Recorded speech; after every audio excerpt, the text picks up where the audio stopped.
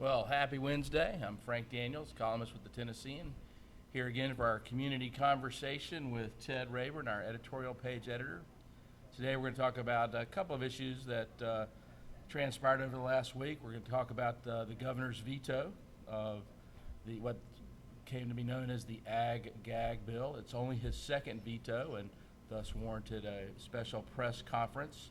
And then we're going to talk a little bit about the billing practices of the Davidson County Public Guardian, which has raised many eyebrows here in the community. Thought we'd start off with a clip from the governor's press conference on his veto. Concerns, and I'm not always the world's biggest fan of the media, but there's something called the shield law with the media, which says they don't have to give up their sources.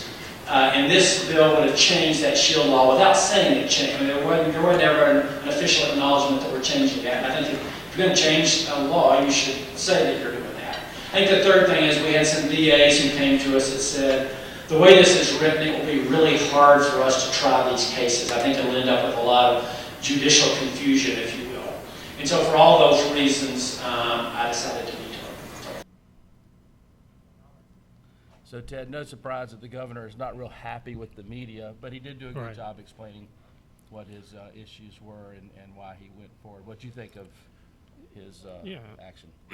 Well, I think it was obviously certainly the right thing to do. I'm glad that he got some really good advice from his state attorney general, Bob Cooper, on this, on the constitutionality of the bill or lack of, both on First Amendment grounds, even Fifth Amendment grounds, and then, as he said in the clip, it also would probably violate the state shield law, which protects reporters from revealing their sources.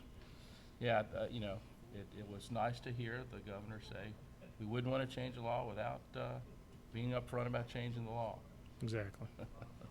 Yes, I thought he's been very judicious about exercising his veto and responded really to the pressure of the Humane Society, I think, here, which generated a lot of angst amongst the communities there. I thought one of the things that in his comments where he was expressing his consternation that city folks don't understand farm folks. Mm-hmm.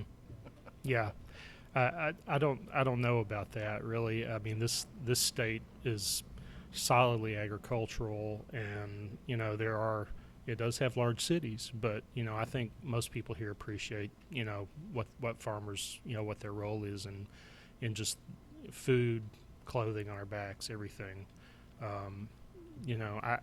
In fact, I think in our editorial we pointed out that we don't really feel that the agricultural community was really even behind this bill. They wanted you to feel like it was, but I really think there were a few individuals who wanted this bill so that they could either continue to do what they're doing or just make sure that there's no scrutiny on their practices. Well,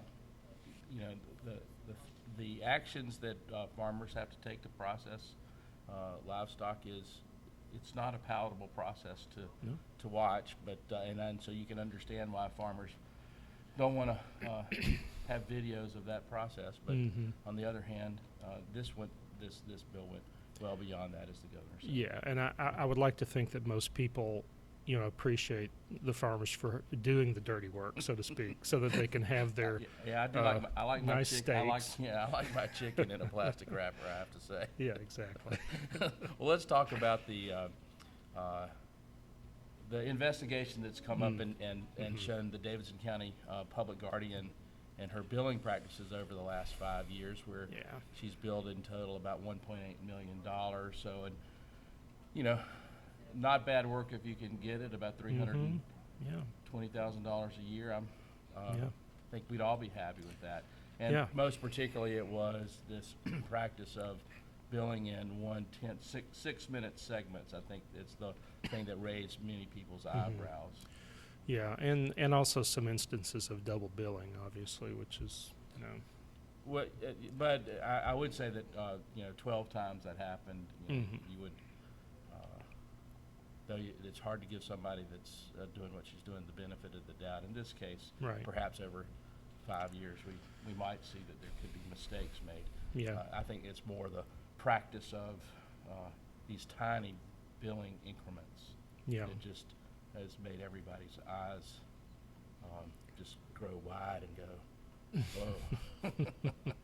whoa.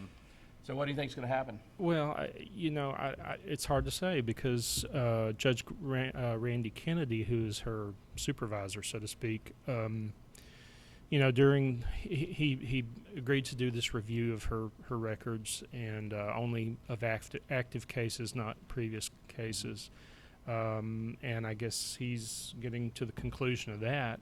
During that time, while he was reviewing it, she wasn't collecting any fees, but now, it sounds like she'll be able to go back to what she's doing and collecting the fees, and whether or not she reflects that she's, feels like she's under the microscope. We'll have to see. She may feel she has a free pass because the judge has not admonished her in any way. Yeah, I mean, he did not. I mean, he accepted her explanation that it is common to bill in 6-minute increments, which our story in the Tennessean points out that many lawyers would not do that. Right, exactly. Well, that's what we have this week. We'll be back next week with whatever is top of mind with us. I hope you have a good one, and we'll see you then. Until then, it's Frank Daniels and Ted Rayburn. Have a great week. Thanks. Thank you.